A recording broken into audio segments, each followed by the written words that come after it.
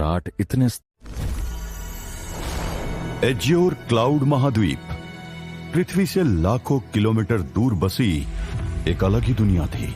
वहां 4 सबसे घातक क्षेत्रों में से एक काली पहाड़ी थी, जिसे मौत की पहाड़ी के नाम से भी जाना जाता था। यहां कल्पनाएं भी कदम रखने से डरती थी।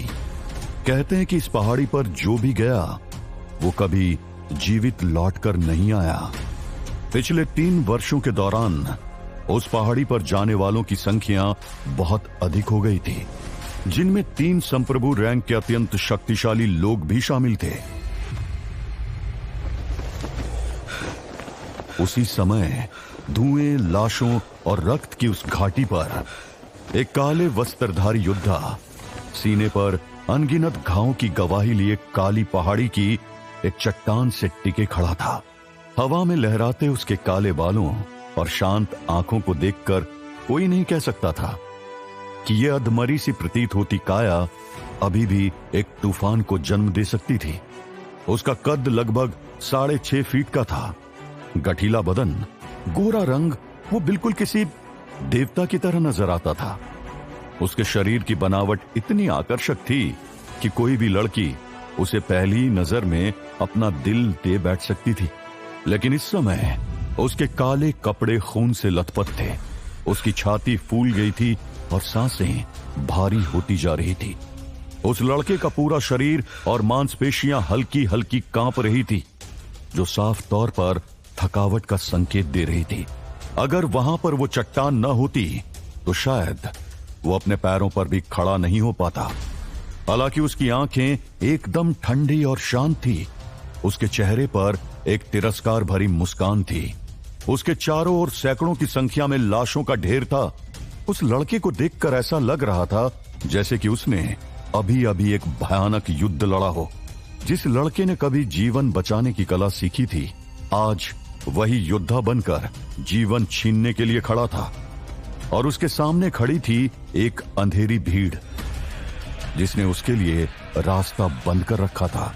इस भीड़ में से एक व्यक्ति की आवाज पूरी पहाड़ी में गूंजी। अथर्वदेव, अब तुम चारों ओर से घिर गए हो। अब तुम्हारे पास भागने का कोई रास्ता नहीं है। इसलिए अगर तुम आकाश विश्वमोती हमें सौंप देते हो तो शायद हम तुम्हें जीवित रहने का एक मौका दे सकते हैं। एक और आवाज उस लड़के के कानों में पड़ी।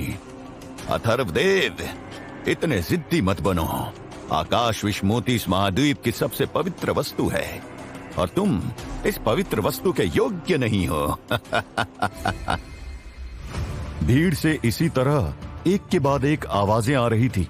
वहां पर मौजूद वो सभी लोग न्याय और धार्मिकता के लिए आवाज उठा रहे थे, जो कि खुद एक साथ मिलकर एक अकेले लड़के पर हमला करने आए थे। अगर कोई भी व्यक्ति वहां से गुजरता तो इस अंधेरी भीड़ को देखकर ही भयभीत हो जाता, क्योंकि इस भीड़ में एज्योर क्लाउड महाद्वीप के सबसे शक्तिशाली गुटों के सभी लीडर उपस्थित थे। उस भीड़ में एक लाल नकाब पहने वज्र आश्रम का योद्धा था, जिसके एक वार से पर्वत फट जाते थे। सर्प ध्वजा संप्रदाय का लीडर, जिसकी आंखें जहर से अधिक विषैली थी।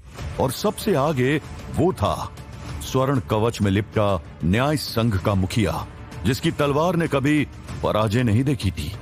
और उनके पीछे लाखों की संख्या में उनकी सेना खड़ी थी।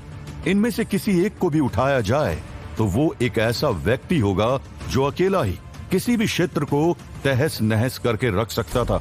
लेकिन वे सभी सिर्फ एक 27 साल के उस लड़के के पीछे आए थे, विशेष रूप से उसे मारकर उसके हाथ में मौजूद आकाश विश्वमोती को हासिल करने के लिए, जो कि